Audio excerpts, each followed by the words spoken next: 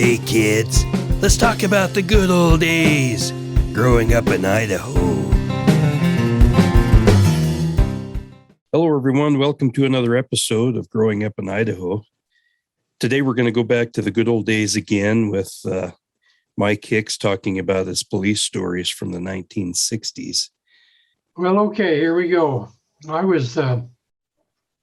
time I was running the radio desk, the dispatcher desk in the sheriff's office. And so tell us a little bit about that, Dad, before you jump into your story. Nowadays, most police departments have professional dispatch offices where full-time dispatchers run those radios and phones. How was it back in your day? Well, in my day, we had, in the sheriff's office, we had a special radio room where someone would, we all took our turns. Well, not everybody, but 3 or 4 guys in our department that had the ability to do it, the skills to run that and would sit at that desk and at the radio and several telephones in front of them and take calls as they came in. It could be any kind of a call, from a car wreck to a family fight to you name it. And then we knew where all the cars were out there in the county traveling around, and we'd dispatch cars to these situations. And that's called the dispatching office. And I had to turn at that every once in a while because I knew how to do it and could do it. And so could you explain a little bit? I've ran a dispatching office before where we had really top-notch computers. How did you do it before the days of computer in keeping track of all of your cars and where that? Did you have a grid or did you just write it down? What was your method? We had a big sheet in front of us with the car numbers, and it was cordoned off in columns. And so whenever somebody was on a call, we could make a note on that and immediately refer to it there in front of us to see where that car was and what they were doing. And of course, the officers out there in the cars, when they got finished with a particular situation, they'd always come in and call in on the radio and tell you that that was over and they were back on patrol or whatever they were doing. So we always knew where our men were and what they were doing and whether or not they were available for a call to be given a call. So that's kind of how we did it. It was all with pencil and paper and radio, and you're right, there were no computers and fancy stuff. And but it worked well. It was very effective. And we always had about 7 cars out, because in those days the county wasn't so populated as it is nowadays. I'm sure they have a lot more cars, but we'd have about 7 cars out at any one time. So you just had to keep track of those 7 cars. And then there was always a few state police officer cars out. And then Meridian and Boise and different places also had police cars on the road all the time. Those so were we'd coordinate city with those police. other dispatchers, yeah. The dispatchers in those other cities, we'd coordinate with them whenever we needed more help. Or whenever they needed more help, they'd call us. So anyway, that's kind of how it worked. We just kind of keep track of it. And that was the point, in the reason that not everybody could do that, because not everybody could keep track of all of that without going nuts. Sometimes when you get something big happening, there's a lot of high tension and pressure, and you got to be able to keep your wits about you if you're going to be a dispatcher in a high tension situation.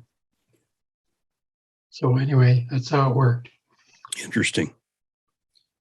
Okay, you ready for the story? Let's go.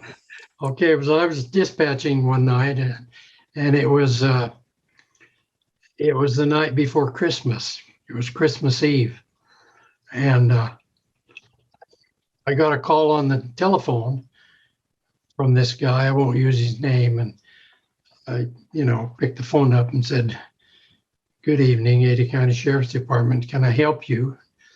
And this guy started cussing at me, ranting and raving, and that happened occasionally. Some drunk or some irate person or something.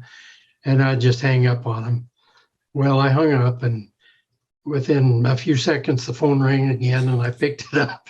Same guy, still carrying on. And the third time that I picked it up, I said, "Who is this?" Because I never thought he'd ever tell me his name, but this guy did.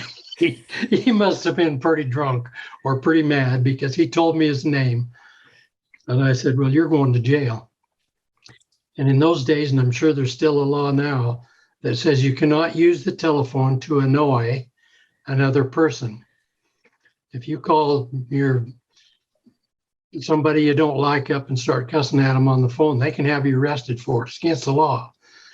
And if you happen to be in an emergency office of some kind, like a police dispatcher or a fire department dispatcher or somewhere like that, and you're taking up that valuable time with this kind of stuff, not only is it a misdemeanor, but it's what's called an indictable misdemeanor, which means you can go to jail for 90 days for doing that. So anyway, I told the guy, "You're in jail. I'll be coming to get you," when he told me his name. The minute I heard his name, I knew who he was, because he was kind of had a reputation. Anyway, he hung up and I hung up, and I never heard from him again that night. And because the next day was Christmas, I let it ride for a day. But the day after Christmas, 26th of December, myself and another officer, and the other officer was a guy named Bud Zarbnisky. And Bud was a former football player for Boise State, and not a very big guy, about 6 foot and about 190 pounds, which in those days was pretty good size. But Bud was a good guy to have with you in a situation where you needed some good backup. So I got Bud. He was on duty that night, and I was on duty, and we went over there to this guy's house, and it was just crazy.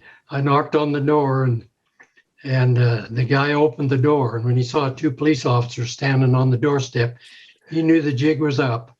He knew I was serious the night before, a couple of nights before, when I told him, "You're going to jail." And he saw us there, and he whirled and ran across the room. And across the room was a deer horn, rack of deer horns. And hanging from those horns, from those antlers, was a gun belt with a pistol in the holster. Well, I saw what was coming. He was heading for that gun. And I ran as quick as I could. In those days, I was probably faster than I am now. Anyway, I caught him before he got to the gun and grabbed him by the back of his shirt and jerked him around. And he turned around fighting mad. The fight was on. And so here I was fighting with this guy, and Zarbnisky come to help me get him under control so we could handcuff him. And the guy's mother and dad were a couple of immigrants from Germany, and they had left Germany in the wake of World War II, and they were, in their 60s or so, something like that. And they both went nuts because they didn't speak very much English, and they didn't know what was going on. And they obviously didn't know what this was all about. And the old lady, a big heavy lady, probably weighed 250, grabbed a big glass ashtray and come over and start beating on my head with it. But fortunately, I had my helmet on, so it wasn't really hurting me. But it was such a high tension, high energy situation that I whirled around and gave her a big push, put my hand right on her chest and give her a push.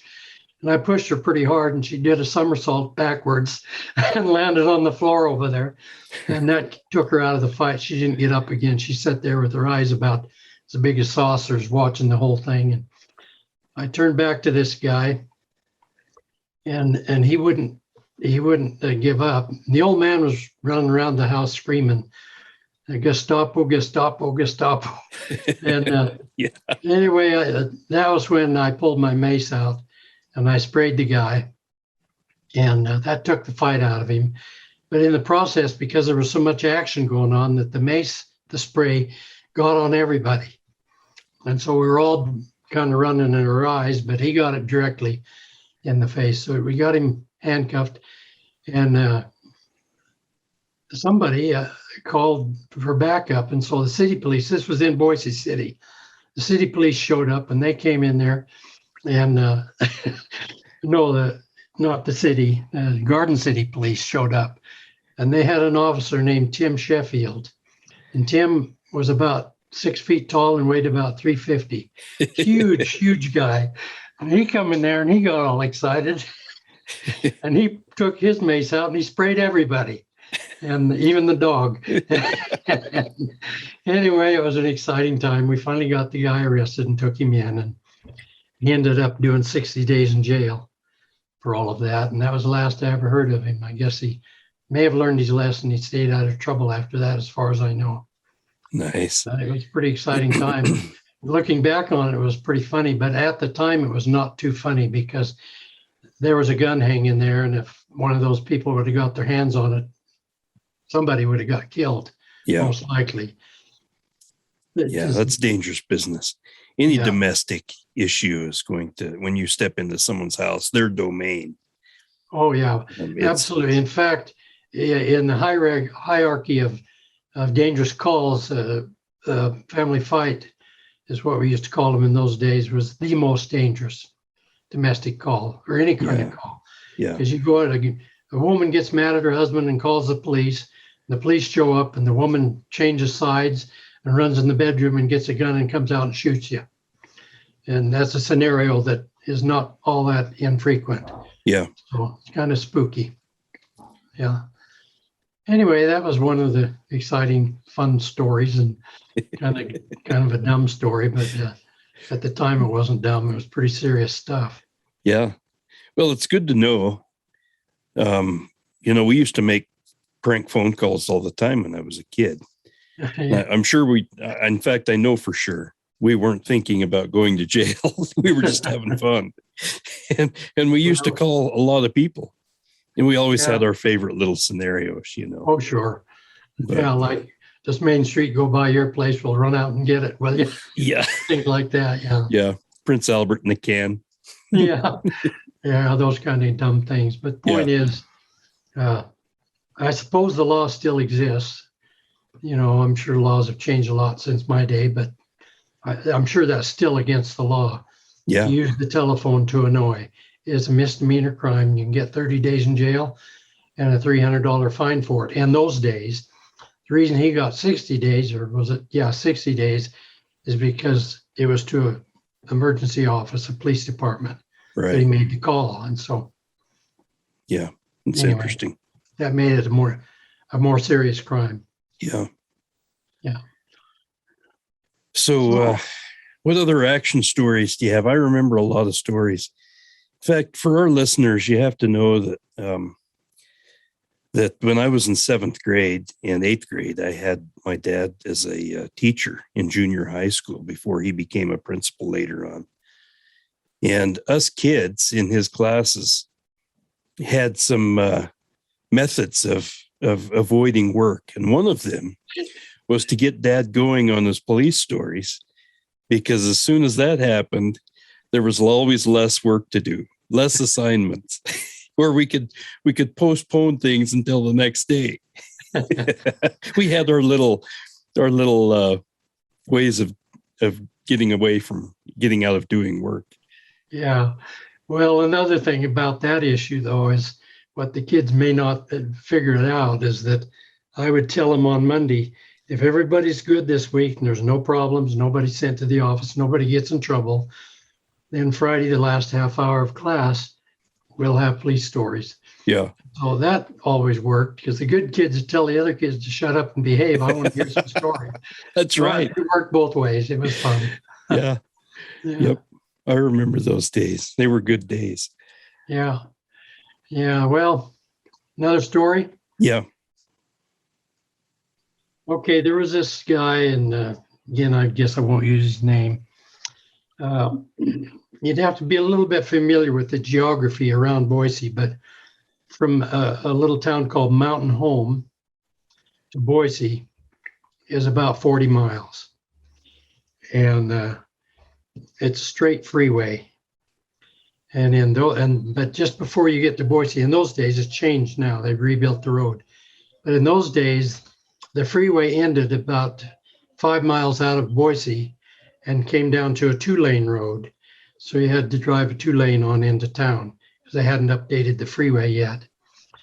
Well, there was this guy that went over to Mountain Home and got drunk. And he was coming back to Boise, and he was driving about 100 miles an hour and drunk, drinking beer.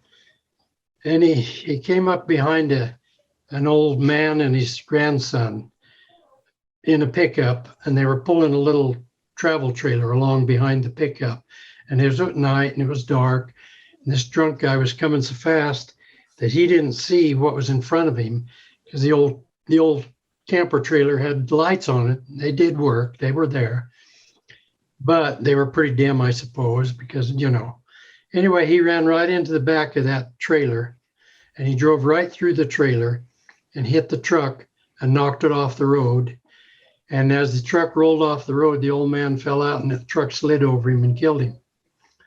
Well, I got the call to go and investigate this. And so I got there, and there the drunk guy was standing around. He wasn't hurt at all. And the little boy, about a 10-year-old kid, was not hurt either.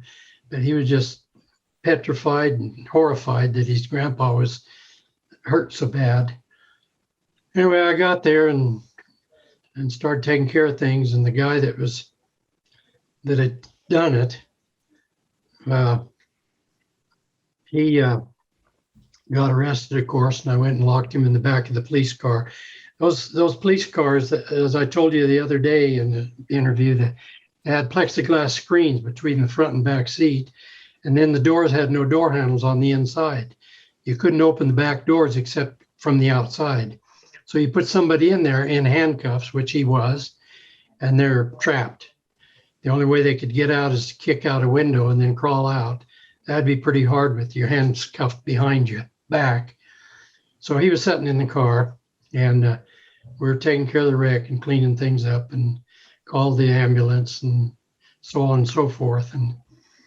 And it was a bad situation, really bad situation. This little boy was just so distraught, and he probably to this day still has nightmares about Grandpa and this bad car wreck and everything. Well, one of our detectives came by and just to see what was going on, and I had him take the guy in and lock him in the holding cell at the sheriff's office, and I'd go in later and book him. So he did that, and I cleaned the wreck up and got the ambulance all cleared up and everything. And in the process of all of this, when things slowed down a little, the road was blocked because of the wreckage. And I went around the crowd and got the names of several people. And that's how I knew how fast this guy was going. Later on in court, I had a guy sit there on the witness stand and testify that I was coming back from a fishing trip, me and my friend here, and we were going 90 miles an hour, and this guy passed us like we were sitting still.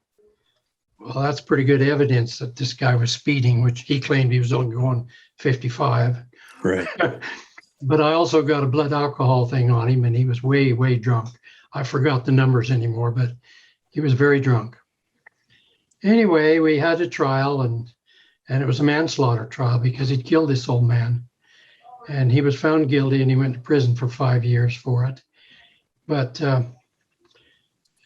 that's the reason that drunk drivers and reckless drivers in those days, and I'm assuming it's still the same, are taken off the road. They're not allowed to get back in their car and drive away, especially the drunks. But reckless drivers too. Reckless driving is when you're driving at a speed or in such a manner that endangers lives and property of other people, including yourself.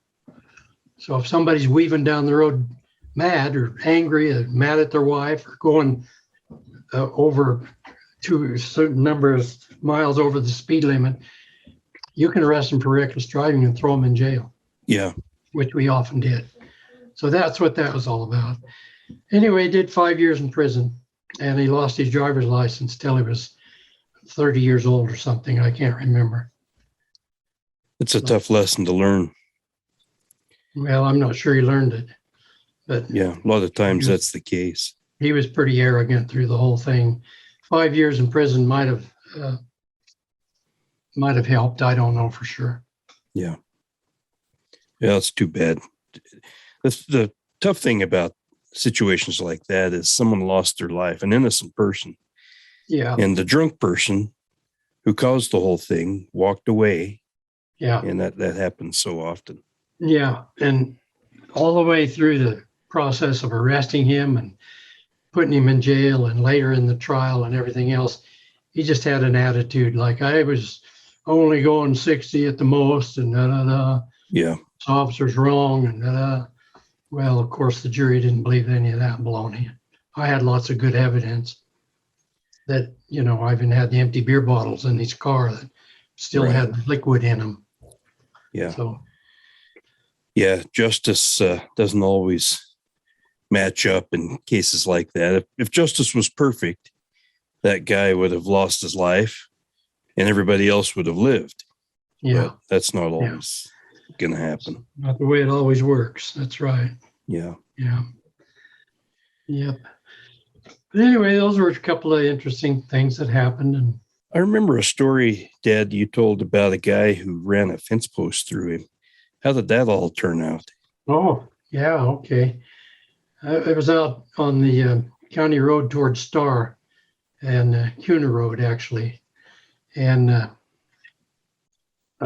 this guy ran off the road. He wasn't drunk or anything. He just was at night, and he just simply ran off the road. And I got a call to go out there. There was wreckage, and there was there was blood everywhere. But the person that called it in says, I can't find anybody, but there's blood everywhere. Somebody must have picked this guy up. So I went out to the wreck. Sure enough, there was blood everywhere, and nobody around. Car was smashed into it. It hit a whole line of fence. It had gone off the road and hit a bunch of fence posts. And it was those jack fences, that are, anyway, they were broken all down. And it was obvious that some of those fence posts had come through his windshield. Yeah. That's where the blood was. Well, I was standing there with my flashlight shining around looking for the body. There has to be a body here somewhere. Yeah. And I heard this crunch, crunch, crunching in the gravel on the side of the road behind me. And I turned around and shine my light up there. And here come this guy walking down the side of the road with a fence post stuck through him. And it went under one arm and out the other arm. So it was like a scarecrow. And what had happened is that it was a small split rail post, thank goodness. Had it been a full-size post, it would have done him in. But it was a split rail, which means you take a regular fence post and cut it into fourths. So it was a fourth of a post, which meant it was about 3x3 size post. Yeah. And it had pushed his chest bones in and stretched his skin out, his breast skin out over that post. And he was holding it up. And he was wide awake and cognizant. And I said, "Whoa, that's got to hurt." And he cussed and said, "It really does hurt." I got him to sit down and hold still until the ambulance came. And when the ambulance got there, we couldn't get him in the police car because the post was too long. Yeah. I mean, in the ambulance, couldn't get him in, and he couldn't lay down or he'd probably suffocate. So somebody, the rancher nearby there, came over with a saw, and we held that post as steady as we could while he sawed the ends off. And they hauled the guy away in the ambulance with just about 1.5 inches on each side of his chest, a post still sticking out. Wow. And I cleaned the wreck up and then went into the hospital. And when I got there, you always go to the hospital to see how the guy is doing, Yeah. That's just standard procedure. When I got there, they had him in surgery, of course, and they'd removed the post. And the doctor came out and talked to me and said he's going to be fine. He's got a broken sternum, which is that bone there, and a few broken ribs, but he's going to live. His heart and his lungs are okay. Can't see any damage to them. But that guy was leading a charmed life to get away with that without dying. Yeah. You think of all of the circumstances surrounding that. Any little move, right or left would have probably speared him through his organs. That's crazy. Yeah, incredible luck. I mean, there's no no doubt in my mind, the Lord was looking out for the guy. I think what happened is he fell asleep. It was late at night. Yeah. He fell asleep and ran off and hit this row of fence row. And Wow. anyway. Yeah, just to have him up walking around is pretty amazing. He must have been tough. He was a tough guy. And I got another story to tell you about a tough guy. I got a call of a car wreck, and I got out there to the scene, and the road out there in the country had these dips, go up and down dips. And this guy come up over a dip a little too fast and lost control, and it was a pickup, and he flipped his pickup upside down in the middle of the road, and out in the grass and the weeds on the side of the road, actually. And I got there, and because the truck was upside down, the gasoline was running out of the tank all over, and there was just this powerful smell of gas. And we were down in the bottom of one of those dips, and as I come over the top, I could smell the gas immediately in the air, the fumes. And police cars had spark arresters on them so that gasoline wouldn't ignite them. But I called for backup, and they stopped all the traffic. So here we were on the bottom of this swale with me and the police car and this guy under the car, and I could see his feet sticking out from under the truck there. And he was moving his feet, and I said, "You okay? Yeah, you okay?" Yeah, I'm fine. I'm just stuck under here. I can't get out." And I said, "Well, we'll get you out. Just hang in there." And so I got down on my hands and knees while I was waiting for more help and started pulling the dirt away from where his legs were. And I got far enough in there so that I could see him with my flashlight. and he was sitting in there smoking a cigarette. Oh, no. And why that didn't ignite all those fumes is a mystery to me. Yeah. I reached up and grabbed the cigarette out of his mouth in my hand and crushed it. "What are you doing that for?" And he had a few injuries, but nothing serious. Right. I said, "Can't you smell all these gas fumes?" "Yeah, I guess I do." We're lucky we're not frying right now. That's right. And we had got him out of there, and there was no fire. And after a while, the fume dissipated, and that was the end of the story. But it's just a miracle that there wasn't a huge ball of flame going up out of that little swale in the. Yeah. And the sad thing is, if that would have happened, there would have been nobody left to tell the story. Yeah. Well, they'd have figured it out, I'm sure. Yeah. The guy lighting a cigarette was his last action in life. Yeah. Yeah, that would have been a sad thing to have happen. But yeah. Anyway. You know, one of our favorite stories, I suppose, in school, at least most kids liked it, was the watermelon story. You remember that one? Yeah, you want to hear that story? Yeah, let's do that one. Between State Street and Star, the little town out in the country, there's a long stretch of highway.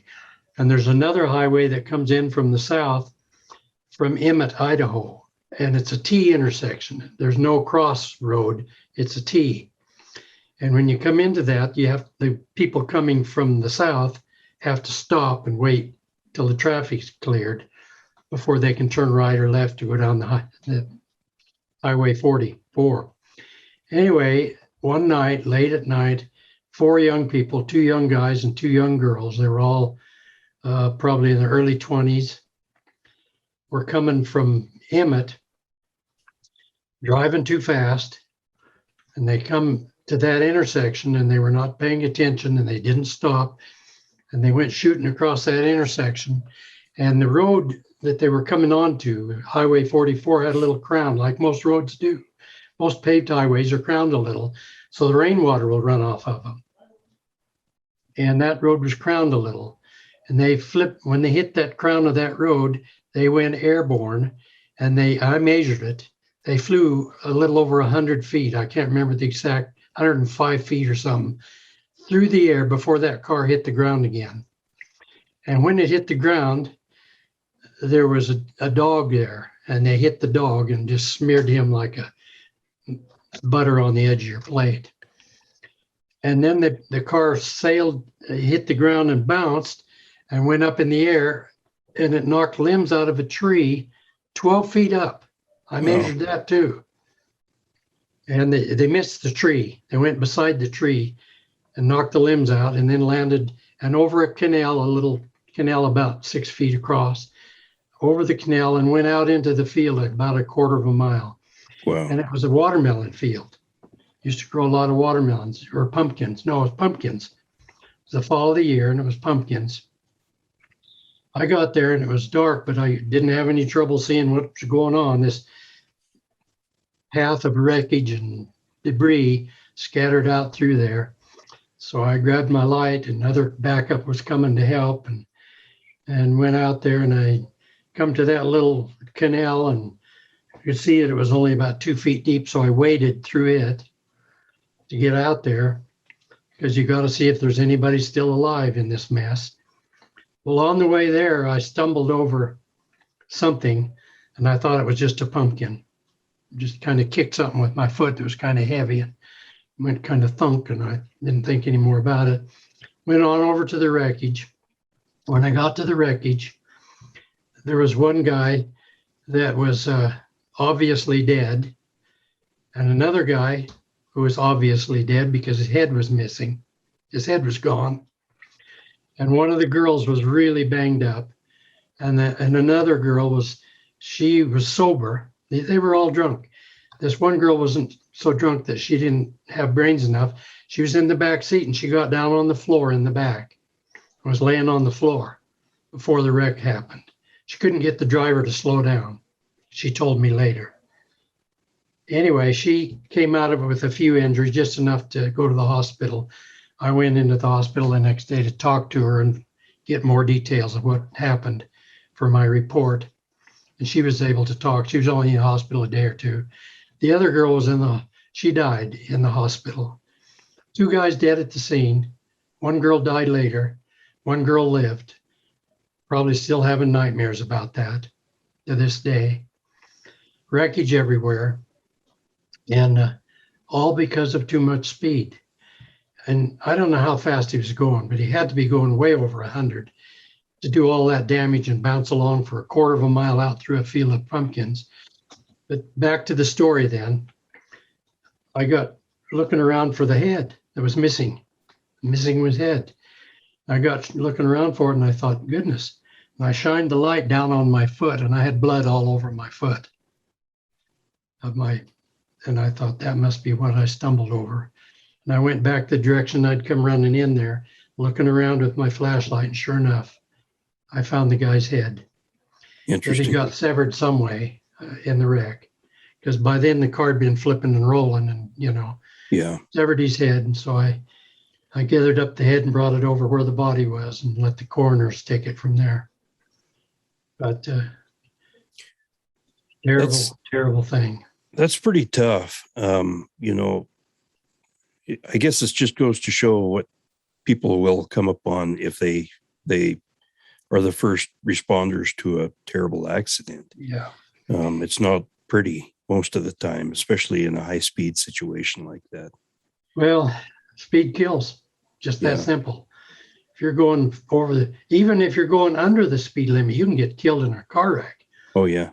But when you're going 100 miles an hour, statistics back in those days, I don't know what the statistics are now, but in my day, statistics showed that when you're going 100 miles an hour, you have 10 minutes to live. 10 minutes. Because if you wreck at that speed, your chances of living are very, very slim. And after figuring all the wrecks and everything else, the estimate was 10 minutes left to live when you're going 100 miles an hour. Yeah, that's crazy. And back in those days, they didn't have a lot of the safety features on cars that have increased the rates of living. Yeah. But still.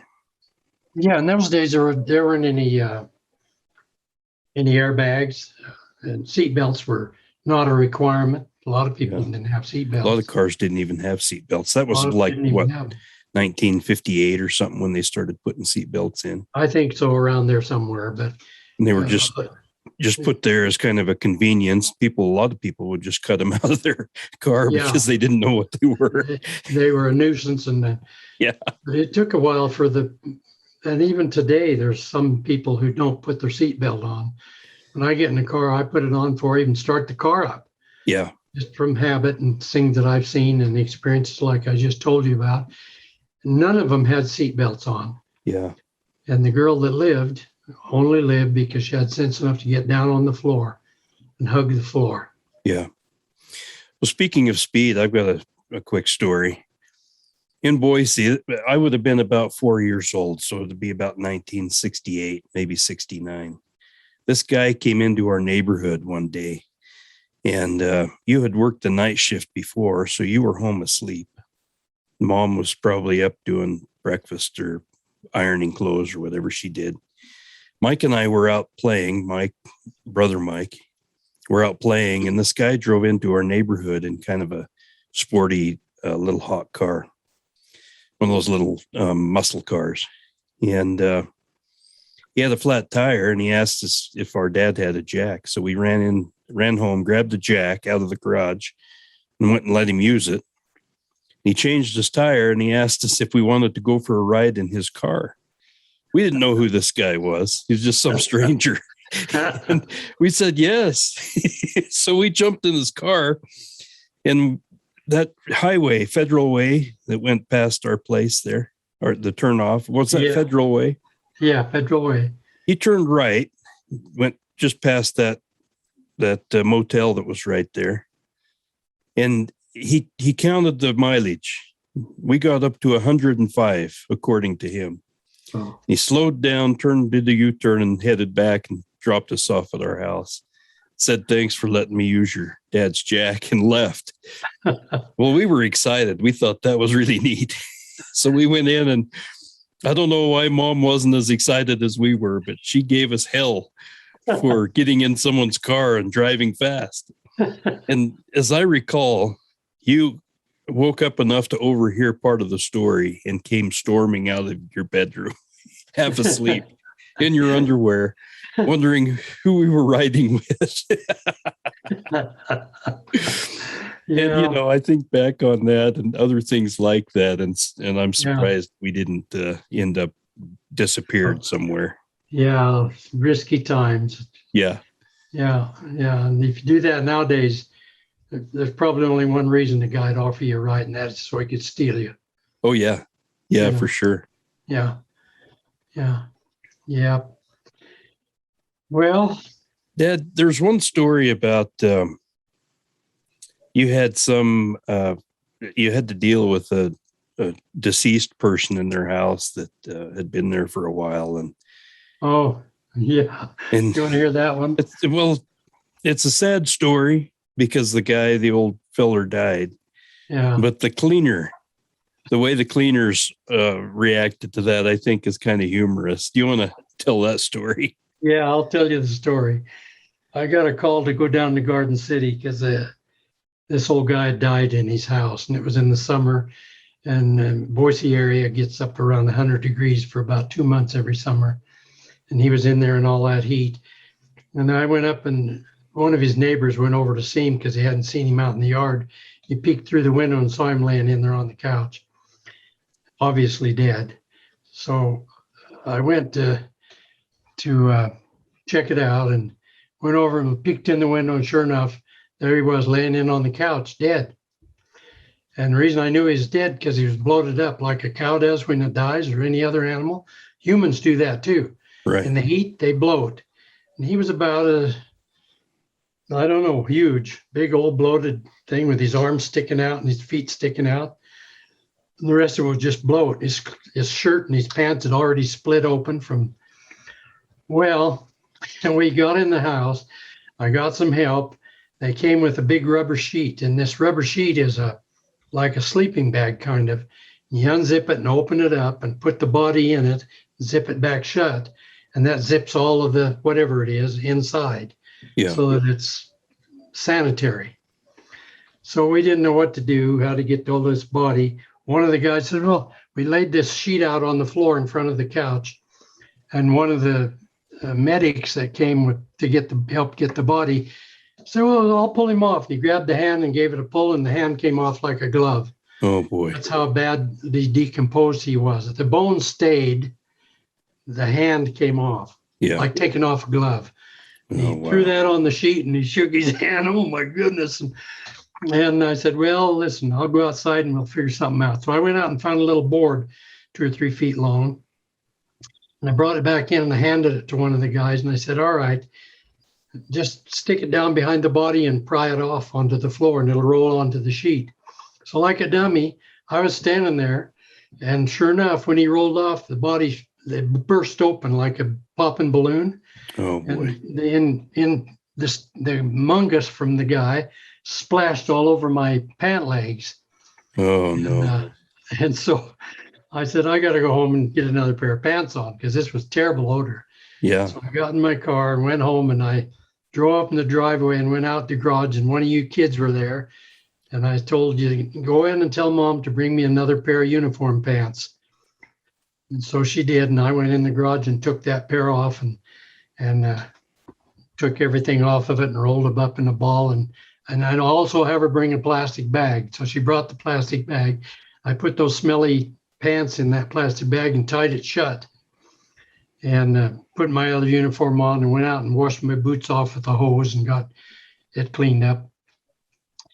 Took the dirty pants in the plastic bag down to the local laundry where we always got our cleaning done. And I set it up on the counter and I said, I got a pair of uniform pants here for you to clean. And the guy said, okay. And he started untying it. And I said, no, don't untie it. I said, they smell really bad. I didn't give him all the details. I just said they got something on them that really stinks. Oh, okay. And he tied it back shut. And he took it back and threw it in the pile of laundry. Oh, no. And the guy back there didn't know this whole thing. And so when he come to that bag, he picked it up and looked at it and he untied it and opened it up and stuck his head in to see what was in there. And that hit him in the face. And I was told later that he threw up for the rest of the day. Oh, boy. It was terrible. So it's kind of funny, that part of the story. But the unfunny part was the poor old guy died in there on his couch. And well, I think it's at least a couple of weeks in the hot. It's important for people to understand that human beings, when they die, do just what any other flesh and blood carcass, I guess you would call it, would. Yeah. And it's not a pretty sight. And it's not pretty. Medical workers and police officers get involved in these things. You don't hear about them because nobody talks about them unless you're a friend or relative. Yeah. But these things happen fairly often. Yeah, probably more often than most people realize. And, somebody dies somewhere and they lay there dead for a few days before they're discovered. And it doesn't take long, a few hours, and you immediately start to. Example, I'll tell you another quick story. Darrell Lee and I. Darrell Lee's one of my buddies, a fellow officer. We went on some big ones together. And Darrell was 6'5", weighed about 280 pounds, big guy.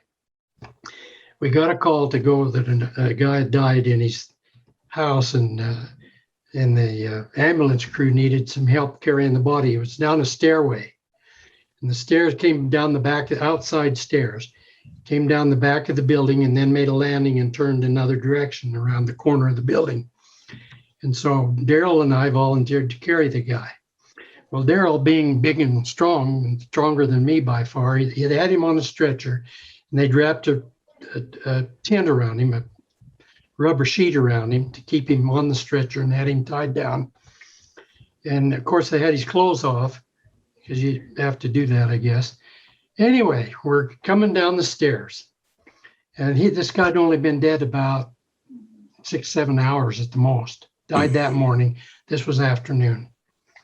And his daughter came over to see him and discovered his body. We were coming down the stairs, and Darrell was holding the bottom end of the stretcher like this, and I was up above holding it like this, and so that it stayed relatively level. Yeah. And we got just about to the landing, and the guy's bowels relieved, and all that stuff comes shooting down that tube, because he was wrapped in a tube and hit Daryl right in the chest. Oh, no. And he dropped that thing and I set it down. And here, imagine this now. Here's this great big cop hanging over the side of the porch railing, throwing up. And here's another cop sitting there with his head in his hands laughing. Here's a dead guy. And, situations like that, nobody would understand unless you were right there doing it. Yeah. Involved. Yeah. Finally, we got our wits about us, and I went down and got a garden hose, and I washed Daryl off as well as we could, and got the guy loaded into the ambulance. And we figured out later why the ambulance crew didn't want to carry him down the stairs. Right. Yeah. Well, anyway. They had it all figured out. Yeah. Get these cops to do this. Yeah. Yeah. Yeah. That same Daryl Lee, one time he stopped the violator down on Highway 20, and there was a big canal right beside the highway.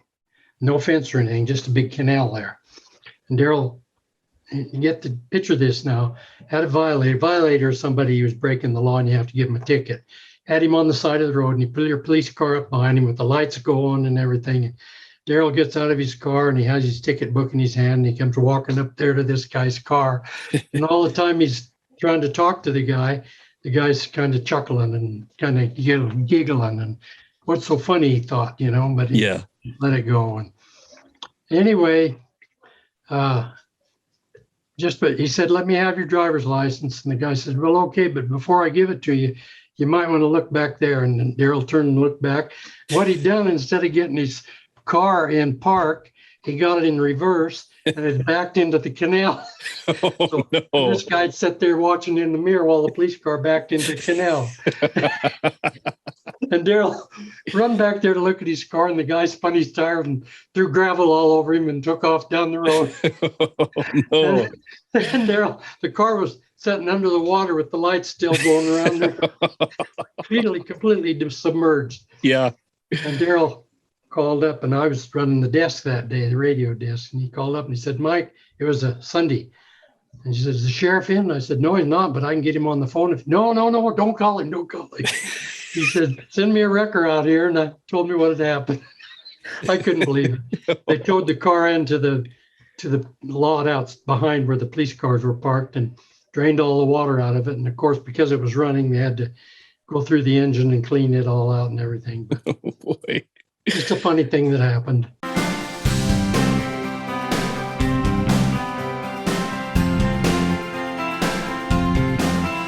Thanks for listening. Growing up in Idaho, the good old days.